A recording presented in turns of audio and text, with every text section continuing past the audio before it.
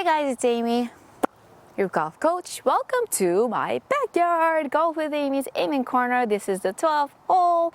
Yay! I have prepared a putting lesson for you guys. There has been a big controversy on how poorly Scottie Scheffler is putting.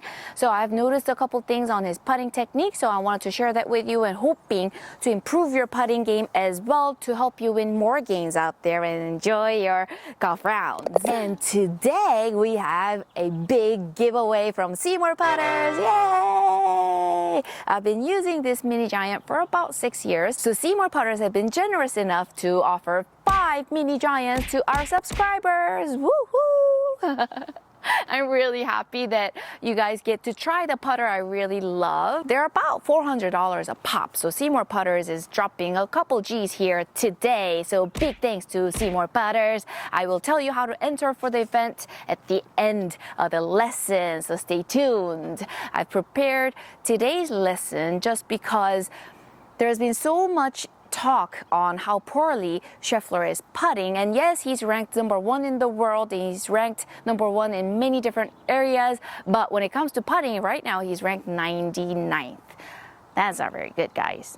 So when I was at the Players Championship inside the ropes, I decided to pay extra attention to his putting technique and to the rest of the field, especially those who are well known for their great putting. And I've noticed one thing, and I was pretty shocked. So I really wanted to share it with you guys. Today I'm going to give you like the whole big picture of what good putters do. We're gonna brainstorm together. So for some of you guys, it's going to help you to grasp the concept and organize the details in your head, which is going to tremendously help you to understand why you have to do certain drills and certain practices. Be a fantastic time for you guys. For some other golfers, might be a little bit too complex and too difficult to follow along, but if you do your best and follow along to the end, I am going to give you one solution, one Amy-fied drill to help you fix everything like that. So stay tuned, you'll be glad you did. Before we start the lesson, let's start with asking 3 questions to figure out how good of a putter we are. There's no one around you, so let's be totally honest. You can tell me, right? Question number 1, when you have a 3-footer left, I feel totally confident. Yes or no? If you said yes, give yourself 3 points. If you said no, 0 points. Question number 2, when you have a lag putt left about 30 feet from the flag, you feel pretty confident to get it close. Yes or no? Yes is a 3 points. No is 0 points. Question number 3, from 0 to 10 scale, 0 being the worst putter, 10 being the best putter, how do you rate yourself as a putter? Give me a number, please. So if we add up the 3 questions together and your score is higher than 10 points, you're a very good putter. But if it's below 10, now you need to pay a lot of attention to today's putting lesson. So we're going to brainstorm together. What does it take to be a good putter? They're really divided into 3 big categories. Number 1 would be natural born talent. A great example is when you see a very new golfer who doesn't have great technique, but manages to get the ball close to the hole, like the distance and direction is there, then that person is probably born with some natural feel and touch when it comes to putting.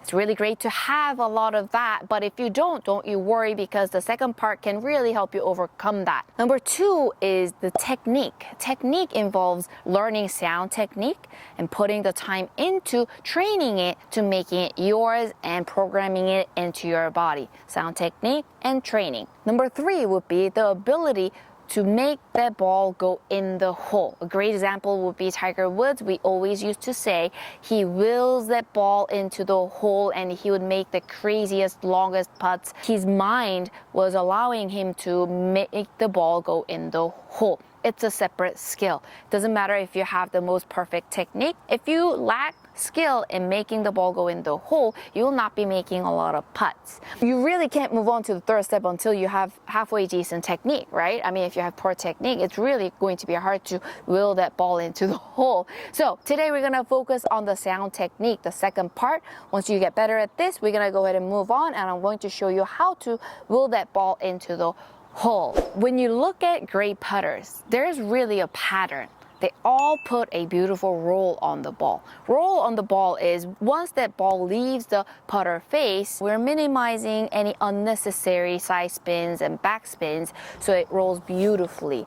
If you have that beautiful roll, then you have full ability to control the distance and direction. So how do we put a beautiful roll on that roll? Well, everything is important, obviously, but I'm going to explain the 3 top things you need to remember. First is the tempo. You have to have a consistent tempo. If your tempo is inconsistent, a lot of mistakes can happen. For example, a deceleration in the downswing can happen. Actually, Scottie Scheffler does that a lot with short putts and with putts under a lot of pressure. Or you can get a little too quick with your tempo, and now we call that like jabbing. You're like hitting it a little bit too hard. Either way, it's going to change the speed of the roll. And when you decelerate, the speed is going to be slow. When you jab at it, the ball is going to come off the face really fast. If you have no control over how fast the ball starts rolling, then you have no control over the distance either. So tempo is very important, guys. Now, the second thing would be the stroke path. I don't expect it to be perfect straight back, straight through. Instead of being perfect, we prefer to be more consistent. My experience would be a very good example. I have a natural out to in stroke. At one point, I tried to perfect it, and now I became very inconsistent. So I was catching the ball sometimes into out, sometimes perfectly straight back and forth, sometimes out to in. So I was missing a lot of putts. So I decided to stop being perfect and go back to my natural way my body makes me stroke, except I minimize the out to inness. It's a lot closer to being nice and straight back and forth with slight arc. There still is the imperfection of out to in. I can control the distance and direction because the roll is so consistent. Makes sense, right? Now, the last thing would be where it hits on the club face.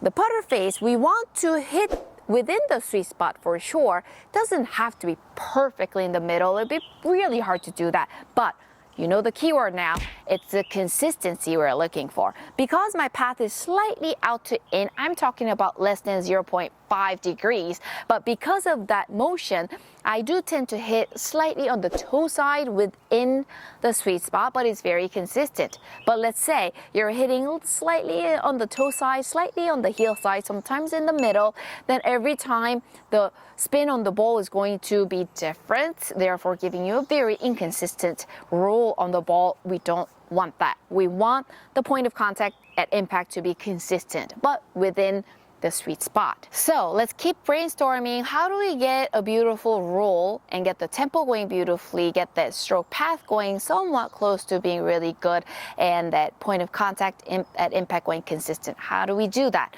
In putting, all the golfers know this, that you've got to rock your shoulders. Let's talk about rocking the shoulders. When you take your setup, the putter shaft and both your arms form a letter Y, and we're trying to minimize any irregular movements in that Y and keep it as steady as possible and make your putting stroke happen. That's why rocking the shoulders is so important. What you do not want to do when you're rocking the shoulders is to use your hands to control that movement. That's the biggest no-no, and Scottie Scheffler is doing exactly that. And a lot of guys on tour that are just best players in the world were doing that, so that's why I was really shocked. You do not want to use your hands to rock your shoulders. I'll tell you why. Because when you are rocking your shoulders, you're looking at these different parts of the body. Your armpits, your elbows, your wrists. Your armpits, especially the slimmer you get, the more gap you're going to have in your armpits. I'm not the slimmest, but I still don't feel my armpits like pinching all the way, touching all the way. My arms don't touch my sides at all. There's a slight gap, but I'm keeping that slight gap as consistently as possible throughout the stroke. As the stroke gets bigger, obviously it's going to want to fly out more, but I'm just avoiding the big flying out and sticking to the side. This is going to really ruin your Y, and it's going to make everything wobble around, affecting your tempo, path, and point of contact. Now the elbows. Elbows are supposed to maintain the distance between themselves and keep it as steady as possible. That's why we use the shoulders to move these guys. But if you use your hands to rock the shoulders, the elbows angles will move around, thus making your armpits fly, your elbows flying. That's going to directly affect your tempo, path, and point of contact. Wrist angles. You're trying to keep your wrist as steady as possible from the angles you've started, but if you use your hands to rock the shoulders, they will definitely move around. I'm talking about just small amounts of degrees, but that's pretty huge when it comes to determining the point of contact. That's why you should never use your hands to rock your shoulders. Then what should you use to control that shoulder rock? If you've seen my lessons, you probably know the answer already, but if you don't know, well, let me show you that solution I was talking about, the Amify drill, and then let's talk about it. You're going to put your pinkies together, the blades of your palms together, and balance that shaft. Get into your putting setup. Notice how the shaft is pointing at the target. We're keeping that and rocking our shoulders.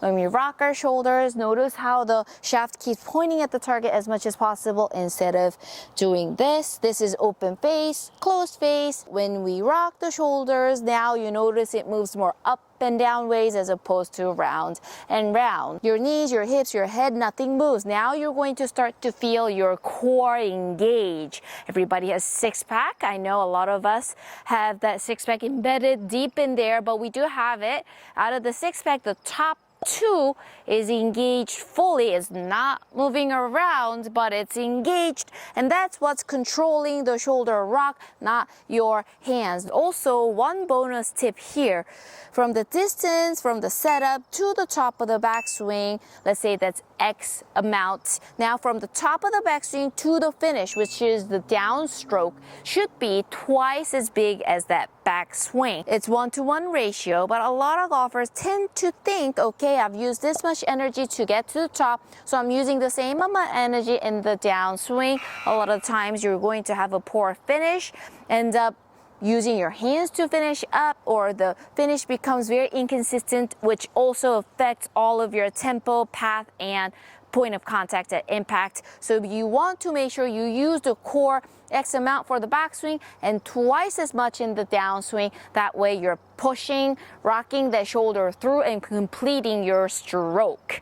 All right, so now let's break that down. When your pinkies and your blades of your palms are touching, you notice how the elbows are rotating in. It's pinching your armpits more, and your elbows are rotated in. It's an exaggerated motion, but that helps you to really lock in your distance between your armpits here, and that way you're really being able to maintain that throughout the whole stroke. And because you have rotated your elbows inward, when you mimic that and grip your putter, now you feel that your wrists are more bowed out rather than cocked like this. This is how we set up for irons, right?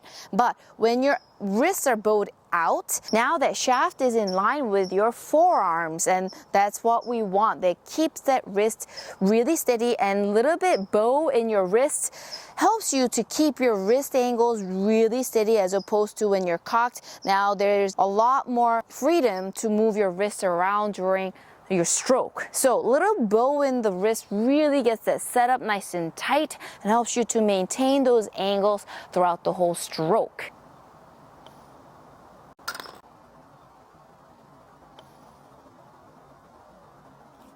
So now you know you're supposed to use the top two of your six-pack to rock your shoulders and control that rock. So 0 hands, all core. I've shown you the whole concept of what better putters do, and now giving you that one drill you need to do to get there. Now it's your turn to put in the work. Once you get really good at this technique part of putting, then we're going to move on to wheeling that ball into the hole. And please have a great time improving your technique. And for Scottie Scheffler, if you've seen this video and you start using your core to rock your shoulders, you will be able to start that ball on the desired line, which is going to help you tremendously on short putts within 10 feet. Do I get royalty? And now let's talk about how you can enter to win these babies. All right, there is going to be 5 winners. You know the drill. You have to be subscribed to the channel Golf with Amy and turn on that notification bell, and also like this video And then the fourth thing you do is comment down below why you need the Mini Giant so badly. Could be any of your putting concerns, it could be the design or the brand that you desire, or anything else in your mind. We would love to hear it. Enter away. I will be picking 5 lucky winners and sending out these Mini Giants your way. Once again, a huge thanks to Seymour Putters, and thank you guys for putting with me today. I really hope this helps improve your putting. I look forward to hearing your feedbacks, and thank you so much for putting with me today. See you in the next one. Mwah!